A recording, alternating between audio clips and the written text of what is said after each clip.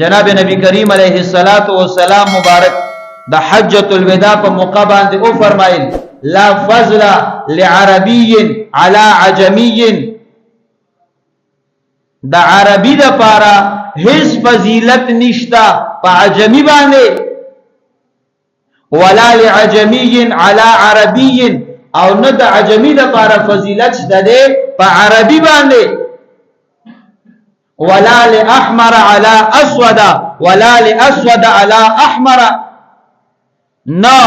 د تور د پاره فضیلت شته ده په سپین باندې په سور باندې، او نه د سور د پاره فضیلت شته ده په تور باندې، د سور او د تور په یو بل هیڅ فضیلت نشتا. جناب نبی کریم علیہ الصلوۃ والسلام مبارک فرمای الا بالتقوى، فضیلت د چا لپاره دی چې بچا کې تقوا ده،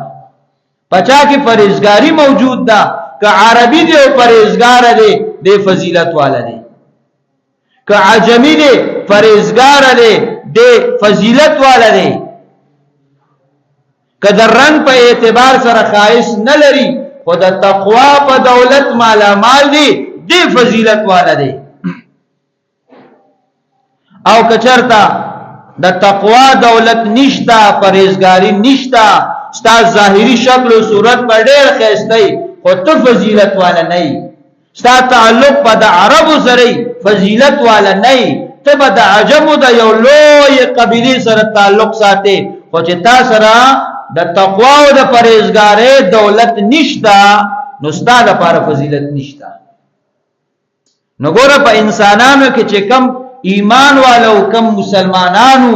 نو په هغه کې بیا کم مرتبه والا دي چې د تقوا په دولت او د پرهیزګاری په دولت مالا مال دي.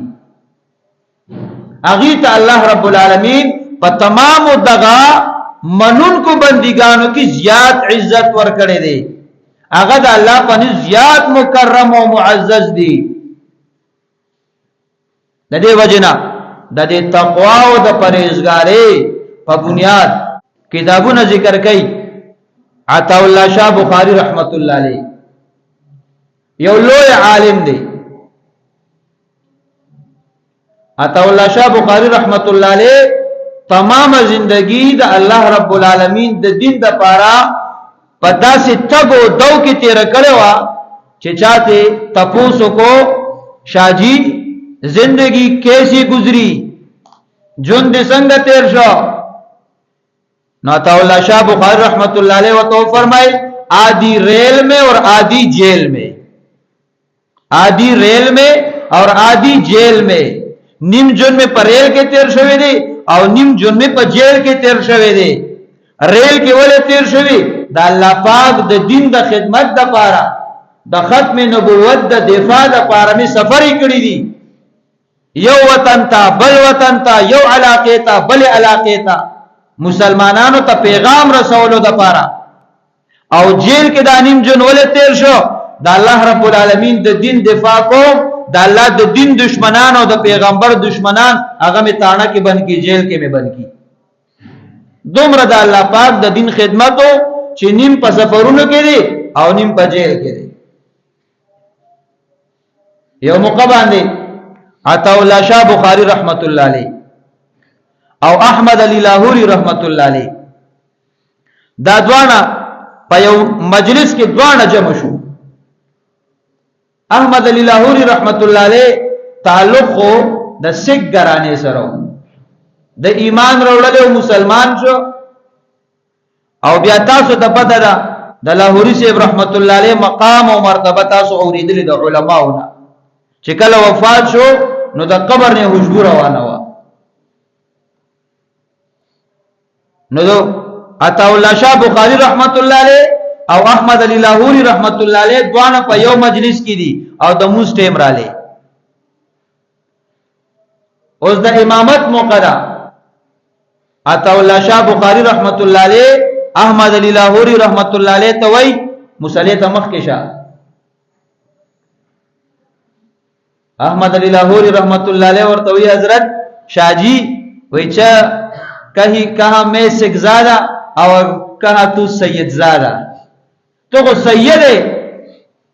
تا کو د سادات خاندان سره تعلق دی او زما تعلق د سیک ګرانې سره دی نو چرته زه په مصلی ودرېږم او چرته ته چې ته حاضر نو زه په مصلی څنګه ودرېږم زه امامت څنګه وکم اوس تقوا او پرهیزګاری او دینداری دا په لاهوري صاحب رحمت الله علیه کې په کامله طریقه موجود ده عطا اللہ شاہ بخاری رحمت اللہ علیہ تو فرمائی وی تیرے جیسے سکزادے سے ہزاروں سید قربان وی استا بشانتی سکزادہ چی داغنا ہزارگاو سادات قربان ذکر پتا کہ چکم للہیت و پرہیزگاری پرتا دا اغا کامل و عجیب دا نسنگ چی دا اللہ رب العالمین فیصلہ دا چی دا اللہ پاک پنیز باندے فضیلت او برتری د چا لپاره ده چې بچا کې د تقوا د مال دولت د تقوا د کمال او صفت دا په اعلی طریقه موجودي هغه الله تم ګران دی او بیا مخلوق خدا تم ګران دی نزدک جناب نبی کریم علیه الصلاۃ والسلام مبارک دا مسله د حجۃ الوداع په موقع باندې ختم کړه چې فضیلت غواړي تقوا ځان کې راولا کدا الله رب العالمین پنځ عزت غواړي ځان کې تقوا راولا دې وجنا الله رب العالمین دې مؤمنانو ته فرمایي یا ایها الذین آمنوا اتقوا الله حق تقاته اے ایمان والو دا الله رب العالمین نہ اوریږي خو څنګه اوریږي حق تقاته چې څنګه د الله نه د یریدو حق دی حضرت عبد الله رضی الله تعالی عنہ فرمای چې جناب نبی کریم علیه الصلاۃ والسلام مبارک فرمایل چې د الله رب العالمین نا او یریږي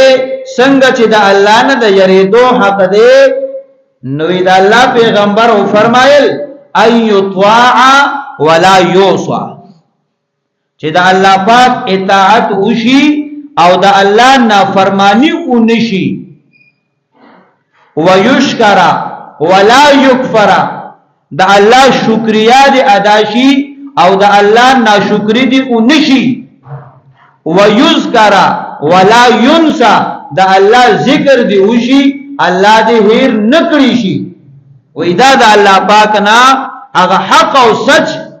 يرد او پرهیزګاری د تقوا ده چې د الله اطاعت شته دی د الله شکر گزاری شته دی او د الله یاد شته دی